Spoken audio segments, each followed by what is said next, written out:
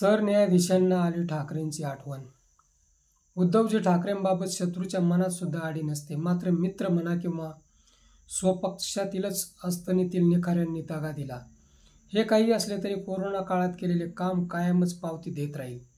याचे असे झाले, सरन्यायाधीश भूषण गवई साहेब यांनी नाशिक जेलच्या उद्घाटनासाठी आले असता त्यांची आठवण काढली. भूमिपूजनावेळेस ठाकरे मुख्यमंत्री होते. ठाकरेंच्या कामाची पावती तेव्हा जागतिक आरोग्य संस्था, सुप्रीम कोर्ट व पंतप्रधानांनी दिली होती.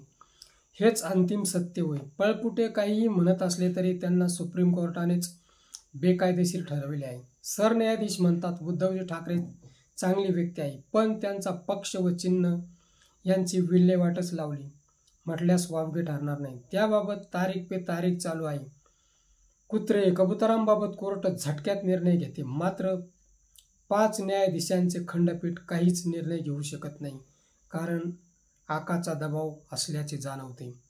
मुंबई उत्तर पश्चिमचा निकाल लावला तरी ठाकरेंसाठी मोठा कमबॅक होईल.